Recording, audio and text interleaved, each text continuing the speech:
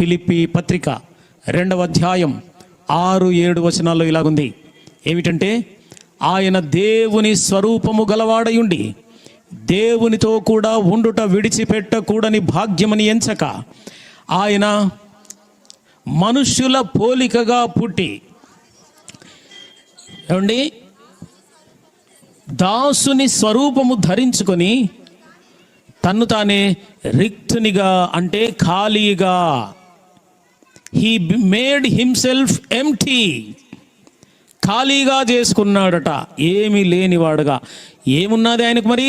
ఆయన దేవునితో సమానుడు, దైవత్వంలో యుగయుగాల నుండి దేవునితో ఉన్నవాడు. ఆయన ఇప్పుడు మనుష్య కుమారుడిగా పుట్టినప్పుడు అవతార కార్యంలో ఏమీ లేనివాడుగా చేసుకున్నాడు. అందుకే నామావళి అన్న స్తోత్రార్పణలో ఏముందంటే, ఓం భూర్భువన స్వాహ, ఈ శ్లోకము ఋగ్వేదంలో ఉంది. సహస్రనామావళిలో ఏమని ఉంటుందంటే, ఓం శ్రీ బ్రహ్మపుత్రాయ నమః, ఓం శ్రీ కన్యసుతాయ నమః, ఓం శ్రీ ఉమత్యాయ నమః, ఓం శ్రీ పంచగాయ నమః, ఓం శ్రీ దరిద్రనారాయ నమః. ఈ శ్లోకంలో, ఓ దేవుని కుమారుడా మేము నీకు నమస్కరిస్తున్నాము, ఓ కన్యకు సుతుడుగా పుట్టినవాడా, కుమారుడిగా పుట్టినవాడా మేము నీకు నమస్కరిస్తున్నాము, పంచగాయములను పొందినవాడా మేము నీకు నమస్కరిస్తున్నాము, దరిద్రులలో అతి దరిద్రుడుగా పుట్టినవాడా మేము నీకు నమస్కరిస్తున్నాం అన్నారు. అంటే దేవుని కుమారుడు ఎలా పుట్టాడట? దరిద్రుడుగా పుట్టాడు. ఏమండి, ఎంత పేదవాళ్ళైనా మున్సిపాలిటీ వాళ్ళు నీళ్ల పైపులు పెద్దవి అక్కడక్కడ పెడతారు. కొంతమంది ఆ నీళ్ల పైపుల్లోనే బ్రతుకుతుంటారు. ఏమండి, ఖాళీగా ఉన్నప్పుడు వాళ్ళకైనా, వాళ్ళు కంటే ఒకవేళ గవర్నమెంట్ హాస్పిటల్ అయినా ఉంది, లేదా ఆ పైప్ అయినా ఉంది అందులో కనడానికి. కానీ యేసుక్రీస్తు ఎక్కడ ఉన్నాడట? ఆయన పశువుల కాదు, పశుశాలలో కూడా కాదు, పశువుల పాకలో కూడా కాదు. పాస్టర్ గారు చెప్పారు, పశువుల తొట్టిలో పుట్టలేదు సుమా. ఏమండి, ఆయనను పరుండబెట్టారు. ఆల్రెడీ పుట్టినోడిని అందులో పడుకోబెట్టింది, అంతే. ఆయన ఎక్కడ పుట్టాడో బైబిల్లో లేదు, ఖురాన్లో లేదు. ఎందుకో తెలుసా?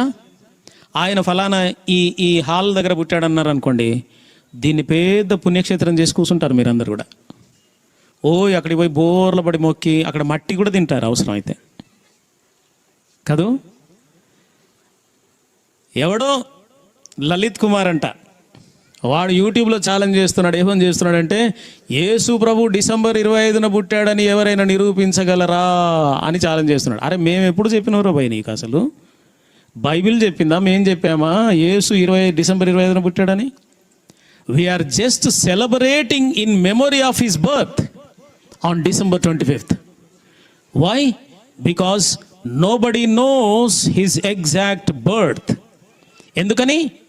అది శుక్రవారం పుట్టాడు అనుకోండి, శుక్రవారాన్ని పుణ్యదినం చేస్తారు మీరు, ఆ రోజు ఉపవాసం ఉంటారు, లేకపోతే ఆ రోజు మాంసం బాగా తెచ్చుకొని తింటారు, మంచి దినం అని.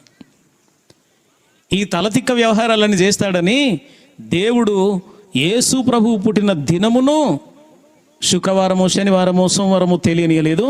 యేసు ప్రభు పుట్టిన స్థలము కూడా తెలియనియలేదు. ఎందుకంటే మనకు విగ్రహారాధన బాగా అలవాటు. మనము ఏ స్థలములో ఎవడైనా చచ్చిపోతే కూడా ఇక్కడే చచ్చిపోయాడని అక్కడ పెద్ద గోపురం కడతాం మనం. అలాంటివి చేయకూడదు కాబట్టి దేవుడు డేటు నిర్ణయించలేదు. But history says, Greek history, Roman history, Jewish history, all the world history says that Jesus, a person, was born. That is the reason, before Christ, after Christ అని ప్రపంచ చరిత్ర అంతా ఎందుకు క్రీస్తుకు పూర్వం, క్రీస్తు శకం అని ఎందుకు పాటిస్తుందంటే, ఆ పురుషుడు ఒకడు, శక పురుషుడు ఒకడు పుట్టాడు కాబట్టి.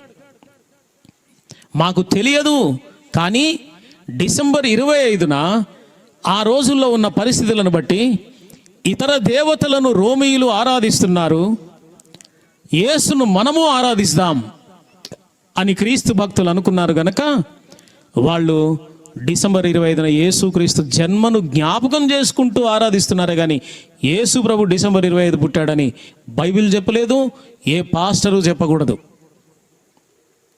దేవుడు దాన్ని మర్మముగా ఉంచాడు. మీకు తెలుసా, మోషే మరణించాడు. మోషే మరణిస్తే ఆయన శవాన్ని 60 లక్షల మంది ఇశ్రాయేలీయుల సమూహంగా ఉండగా యెహోషువ కాలేబుల ఆధ్వర్యంలో మోషే శవాన్ని ఒక దగ్గర పెట్టారు. ఒక దగ్గర పెడితే కొంచెం మట్టి వేయడము, ఆ కాళ్ళ దగ్గర ఒక బండ, తల దగ్గర ఒక బండ, ఏదో ఒకటి పెడతారు కదా గుర్తింపు కొరకు.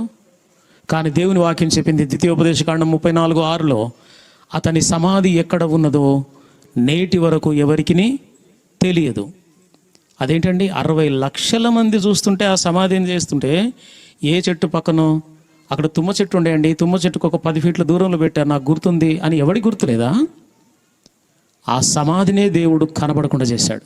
ఎందుకో తెలుసా, ఐగుప్తు దేశములో ఫరోల సమాధులను పిరమిడ్ల పేరు మీద కట్టి అవి ఒక దేవాలయాలుగా ఆరాధించడం అనేది 400 సంవత్సరాలు ఇశ్రాయేలీలు చూశారు.